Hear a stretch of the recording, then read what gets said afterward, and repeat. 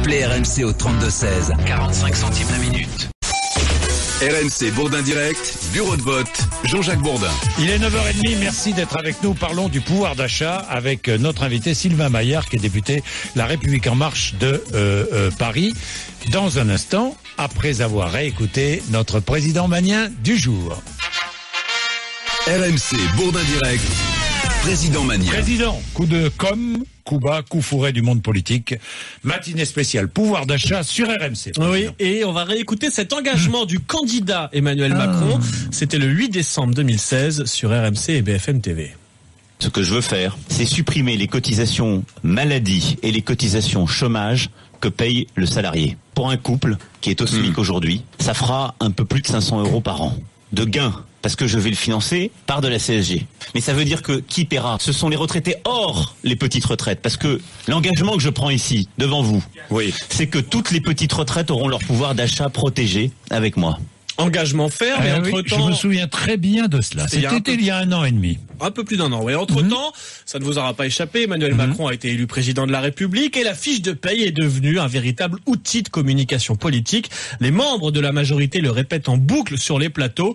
En janvier 2018, vous allez voir ce que vous allez voir.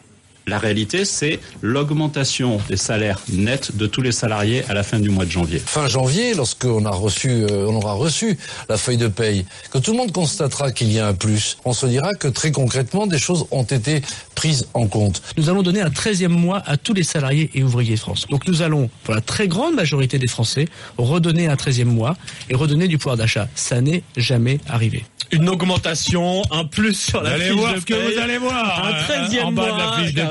C'est presque historique, disait Gérald Darmanin. Le risque, à force de répéter cet élément de langage en boucle, c'est de se prendre les pieds dans le tapis. C'est ce qui était arrivé à Christophe Castaner il y a quelques semaines. Dès le 1er janvier, les Français verront, et les travailleurs en particulier, une augmentation de leur feuille d'impôt. Ah, la boulette. Non, c'est pas la feuille d'impôt, non. La feuille de paye qui doit augmenter, à moins qu'il s'agisse d'un lapsus révélateur. Une bonne nouvelle ce week-end pour les automobilistes parisiens. Oui, la circulation à Paris se fluidifie. Ce sont les mots d'Anne Hidalgo dans le JDD. C'est sûr qu'avec cette crue de la Seine, les voies sur berge sont particulièrement fluides en ce moment. Bon, Ça, pour le reste, ah oui, c'est très fluide là. Oui, c'est en très barque, fluide, c'est vert, c'est bon, Ouais, vous pouvez y aller. Pour le reste, pas sûr que les Franciliens confirment. Pourtant, les taxis et les artisans peuvent mieux circuler. Tout le monde en convient, affirme la maire de Paris. Emmanuel Macron sera en visite en Corse à partir de demain. Visite dans un contexte politique tendu. Le chef de l'État devrait, je dis bien devrait, car officiellement rien n'est confirmé, rencontrer le duo qui dirige l'île, Gilles Simeoni et Jean-Guy Talamoni. Mais le chef de l'État a posé ses conditions. Il veut qu'un drapeau tricolore trône dans la salle du rendez-vous. Écoutez la réponse de Jean-Guy Talamoni, c'était hier soir sur BFM TV. Il a demandé spécifiquement à ce qu'il y ait le drapeau français pour l'accueillir. 1, ça veut dire que ça n'allait pas de soi. 2, est-ce qu'il sera là, ce drapeau français? Je crois que ce genre de détail va être réglé par les cabinets qui sont en contact avec la préfecture. Le mien et celui du président du conseil exécutif. Le drapeau français, pour recevoir le président de la République française, vous savez, si on recevait le président d'une autre république, il y aurait aussi son drapeau, donc je pense que c'est pas plus le français qu'un autre... Après, vous savez, faites un peu de la provoque, le symbole, c'est important. Non, pas du tout. Non, pas du tout de la provoque, c'est pas le genre. On voit bien le contexte, et les symboles qui seront en jeu dès demain matin. Terminons tous les matins avec un sourire. Ça y est. Les JO d'hiver approchent à grands pas. Ça démarre vendredi en Corée du Sud. Dans quelle ville précisément, Monsieur Bourdin? Premier record pour les Jeux Olympiques de Pyeongchang. Oui. C'est dans 4 jours, on fait des... Voilà, ce sera Pyeongchang. Voilà. Il vous reste 4 jours pour réviser aussi les figures de snowboard. Attendez, je vous prends. Je vous attends au tournant. On va la... Charles Magnin. Sur le ski freestyle, oui, on va je pas pense le que rater. je... À la limite, ça passe. Le vin chaud, pourquoi pas. Bien, il est 9h34. Allez, nous allons parler pouvoir d'achat parce que ce matin, nous avons sur RMC engagé une matinée sur RMC Découverte, une matinée pouvoir d'achat. Vous avez été extrêmement nombreux à appeler. Je pense que, oui, vous continuez à appeler d'ailleurs. Je regardais le sondage qui est rude. 70% des Français ne font pas confiance au gouvernement pour améliorer leur pouvoir d'achat. C'est un sondage qui date de la fin de la semaine dernière. Alors vous nous dites... Vous avez reçu votre fiche de paie, vous nous dites, est-ce que vous avez constaté une augmentation? Vous nous dites, et puis vous êtes peut-être fonctionnaire, retraité, allez-y, appelez-nous, 3216 rmc.fr. Est-ce que votre pouvoir d'achat augmente? Vous votez oui ou non par SMS au 6 10 71. RMC Bourdin Direct, bureau de vote, Jean-Jacques Bourdin. 9h37, merci d'être avec nous. Le pouvoir d'achat, Sylvain Maillard est député La République En Marche de Paris. Il va répondre à vos questions. Et David, on va commencer avec David, qui est à Nantes, en Loire-Atlantique. Bonjour David. Oui, bonjour à toute l'équipe. Alors vous êtes invalide. Oui, je suis en colère. Je suis invalide et en colère. Moi, je vais vous expliquer pourquoi, monsieur Bourdin. Et monsieur le député, écoutez bien, s'il vous plaît. Je vous écoute. Vous êtes targué sur tous les plateaux de télé, plateaux de radio, à parler de la CSG, de la hausse de la CSG pour les pensions de retraite. Mais vous avez omis que vous taxez aussi les invalides et les handicapés. C'est une honte. Moi, je vais vous expliquer, monsieur le député de Paris. Avant Macron, j'avais une pension nette. Moi, je cache pas les chiffres. 1394,05 € par mois. Ensuite, Macron a décidé de placer le barème des impôts 14 404, le plafond annuel, je sais pas quoi. Bon, pas grave. Je perds 103 €. Je passe à 1292,06. Et maintenant, avec la hausse à 8,3, je passe à 1267. Mais vous allez aller jusqu'où comme ça? C'est-à-dire vous avez perdu 125 €. J'ai perdu 126,85 €, exactement. 126,85 exactement. J'avais dit 125,52 à votre accueil, mais bon, 126,85, on va pas chipoter. Maintenant, ce que moi, je veux que ce député comprenne, c'est qu'en perdant tout ça, en même temps, la petite aide que j'avais de l'État pour mon loyer, elle m'a été supprimée. Donc, avec 1267 € net par mois, il faut que je paye mon loyer de 452 charges comprises. Il faut que je paye l'électricité, l'eau et me nourrir. Mais comment qu'on fait? Vous allez aller jusqu'où, LERM, là? Jusqu'où vous allez aller avec ces bêtises-là? Alors, David, Sylvain Maillard répond. Merci. Ça, c'est du pouvoir d'achat. Merci beaucoup pour votre témoignage, que j'entends très bien et auquel, vraiment, je vous le dis, je suis sensible parce que on est l'ensemble des députés de La République En Marche ont été élus avec le sujet numéro 1 qui est le pouvoir d'achat. On veut redonner du pouvoir d'achat et c'est vrai qu'on est dans une situation compliquée. On le dit, notre élection n'a pas transformé la société française. On arrive dans un pays qui est très endetté, avec des vraies difficultés, un chômage massif. La situation ne s'est pas rétablie parfaitement ou idéalement au moment où nous sommes arrivés. La seule chose, c'est que nous avons fait des choix et des choix qu'on a assumés pendant la campagne électorale. Entre autres, on a demandé un effort, principalement un effort générationnel. Donc plus principalement porté vers les retraités qui avaient des pensions plus importantes, en leur demandant un effort de 1,7 sur la CSG pour redonner du pouvoir d'achat à ceux qui travaillent. Parce que nous, dans ce pays, on pense que ceux qui travaillent ne gagnent pas suffisamment d'argent. Et les marges de manœuvre, on veut remettre de l'argent dans l'économie française, on veut refaire tourner nos entreprises, on veut relancer l'emploi, on veut relancer la machine économique pour recréer de la valeur pour pouvoir ensuite la redistribuer. C'est ça profondément notre programme et c'est ce que nous voulons faire. Alors j'entends aussi ce que vous dites parce que il y a un différentiel de calendrier. Par exemple, vous allez avoir une baisse importante de votre taxe d'habitation, mais vous allez le constater qu'en octobre. Pendant 3 ans, 30% jusqu'à 2020 où vous n'aurez plus de taxe d'habitation. Attendez, David, oui. Il faut bien que je réponde aussi, parce que s'il y a vas-y, David, c'est vous qui parlez. Non, monsieur le député, arrêtez de me parler de l'histoire de la taxe d'habitation. La taxe d'habitation, je suis exonéré c'était avant vous, Vous savez, les personnes qui ont la hache, handicapées, sont exonérées de la taxe d'habitation. Donc ne parlez pas de ça, s'il vous plaît, c'est pas trop Donc oui, David, Sylvain Maillard, pardonnez-moi, mais là, où le gouvernement a oublié, où c'est une injustice flagrante. Voilà un homme qui a une pension d'invalidité et qui perd, parce que la CSG augmente, qui perd 125 € par mois. Et je perds même plus l'aide du logement. Je paye maintenant plein de mon loyer. Franchement, on ne doit pas me dire que vous travaillez pour l'augmentation du pouvoir d'achat des Français. Faut arrêter de nous prendre pour des imbéciles. Attendez, David. Sylvain Maillard.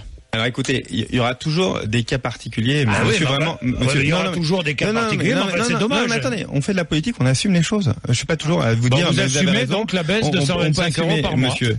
Moi, ce que je vous propose très simplement, ce que je vous propose très directement, on a vos coordonnées ici. Vous m'envoyez exactement votre dossier. Je vais voir directement avec la ministre Agnès Buzyn. Je vais lui demander sur le cas précis dans lequel vous êtes, parce que de ce que vous me présentez,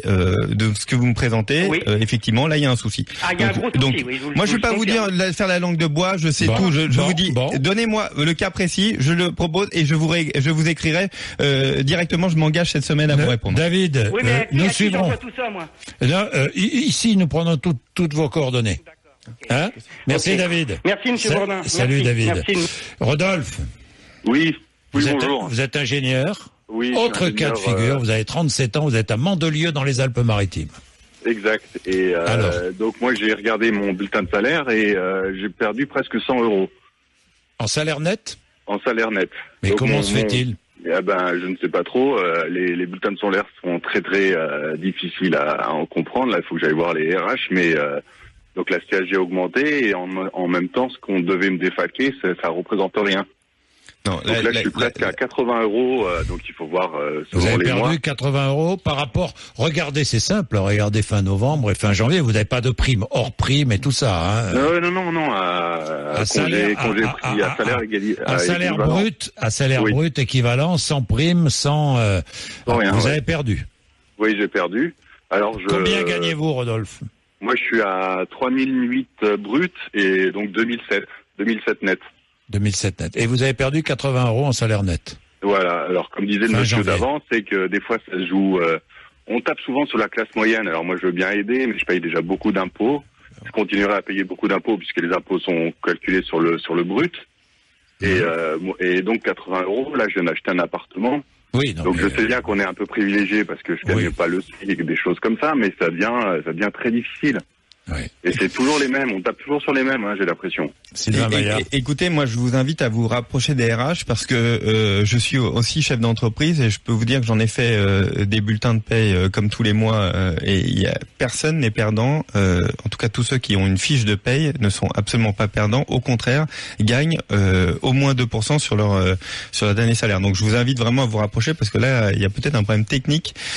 Ça, c'est une autre question qui n'a rien à voir avec notre débat, mais sur la complexité de nos fiches de paye et l'incompréhension de nos fiches de paye. Quand on voit nos voisins allemands, par exemple, avec uniquement 2 lignes en dessous du salaire avec les nôtres, même s'il y a une vraie simplification, d'ailleurs, sur votre fiche de paye, vous avez dû le voir, il y a vraiment une simplification par rapport à celle de décembre, mais on a vraiment une amélioration. Mais là, je vous invite vraiment à vous rapprocher de votre service RH, parce que là, il y a un souci. Bon, merci Rodolphe. Alain? Oui, bonjour. Retraité, autre cas de figure, 64 ans. Vous êtes à Mitry-Mory, en Seine-et-Marne, mon cher Alain. Bonjour. Oui, bonjour, monsieur Bourdin. Combien perdez-vous?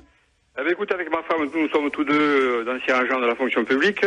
Nous perdons 822 € pour une année. C'est-à-dire que sur l'année, hein. Moi, ça me fait une perte sur le mois de 49,33 €. X 12, ça fait 591,96. Et ma femme, c'est 21,75 par mois. Vous êtes retraités tous les deux? Tous les deux. Combien touchez-vous? Je touche en net 2670 €. Ma femme, 1300 €. Et votre femme, 1300 €. Voilà. C'est-à-dire qu'à deux, vous touchez 4000 €, quoi. Voilà. Et vous perdez combien sur l'année? 822 €. 822 €. Voilà. Vous savez, les chiffres sont têtus, hein. Monsieur, ils sont réels. C'est mathématique, hein. Oui. Vous avez tout à fait raison là-dessus. Et comme je le disais tout à l'heure en début d'interview, nous vous demandons, c'est vrai, un effort. Nous avons porté pendant la campagne présidentielle un effort générationnel d'1,7. Par contre, vous aurez une baisse de votre taxe d'habitation à partir du mois d'octobre. Vous pourrez la constater à partir du mois d'octobre et jusqu'en 2020. Mais c'est vrai qu'on demande. Non, mais je vous le dis parce qu'on assume pleinement. On demande un effort générationnel. On a besoin que le travail paie plus dans ce métier, dans ce pays, pardon. Et je vais aller plus loin. Vous savez, moi, j'ai des salariés qui sont au SMIC, qui gagnent 1100 € à l'heure actuelle, qui ont un enfant, 2 enfants, qui ne peuvent pas, en région parisienne, qui ne peuvent pas créer de foyer, dans une vraie difficulté. S'ils ne sont pas 2, ils ne peuvent pas. Et on a besoin que dans ce pays que le travail paie plus, parce que c'est aussi un effort générationnel. Il faut que la nouvelle génération, ceux qui arrivent, qui travaillent, puissent gagner leur vie et aussi construire leur vie. C'est pour ça que je l'entends vraiment pleinement ce que vous dites. Et on a aussi accepté cette impopularité pendant la campagne, clairement.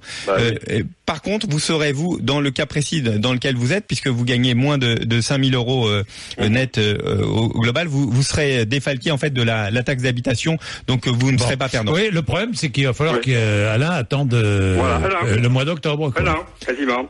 Presque un an. Voilà. Monsieur, vraiment pleinement, je l'entends. On vous demande, c'est vrai, un effort générationnel qu'on a porté. Dites-vous que cet argent, l'argent que vous donnez, il va pas dans nos caisses, il repartira pour aider ceux qui travaillent. Pendant la campagne, me semble-t-il, oui, attendez, vous allez pouvoir, mais me semble-t-il, pendant la campagne, il n'était pas dit que ça ne serait pas en même temps. Eh oui. Hein? Eh oui. Sylvain Maillard. Nous réagissons. Non, mais je vous entends. Donc moi, je veux bien qu'on nous parle de la campagne électorale. Mais enfin bon, moi je me souviens. Attendez, puisque la taxe d'habitation, c'est ici qu'Emmanuel Macron l'a annoncé. C'est face à moi. Je me souviens très très bien. C'était au mois de février de l'année dernière. Mais je me souviens très très bien la baisse des cotisations salariales. Il avait annoncé ça à l'automne 2016. Je me souviens très bien aussi. Mais à aucun moment pendant la campagne électorale, Sylvain Maillard, on nous avait dit, on nous avait vendu, il y aura une baisse des cotisations salariales et en même temps, il y aura une hausse de la CSG. Mais on ne nous avait pas dit que la hausse serait 8 mois ou 9 mois après. On ne nous l'avait pas dit. Oui, tout à fait. Jean-Jacques Bourdin, vous avez tout à fait raison. Parce que quand nous sommes arrivés aux affaires, la situation s'était dégradée par rapport à ce que nous avions anticipé. Et nous avons toujours dit, nous maintiendrons le cap. C'est-à-dire qu'il faut absolument se désendetter dans ce pays. Il faut qu'on ait une trajectoire budgétaire bien plus sereine, parce que ça va nous permettre de redonner de l'oxygène pour nos entreprises, pour notre industrie, pour pouvoir relancer l'emploi, pour pouvoir relancer la machine économique. C'est un choix que nous avons fait, mais nous sommes persuadés que c'est celui-là qui nous ramènera vers le choix vers le chemin de la croissance, vers le chemin de la construction de valeur, et ensuite nous pourrons redistribuer. C'est un choix que nous avons fait. J'entends vraiment ce que vous dites et les difficultés que vous avez. Est-ce que je peux intervenir? Oui, allez-y Alain. Oui, merci. Vous parlez d'efforts générationnels. Moi, je veux bien. J'ai 2 filles qui ont des enfants, j'ai 4 petits-enfants. Une fille a dû changer il y a 1 an ses volets, c'est moi qui les ai payés, parce qu'elle n'avait pas les moyens de les payer. Il y en a eu pour 2000 et quelques euros.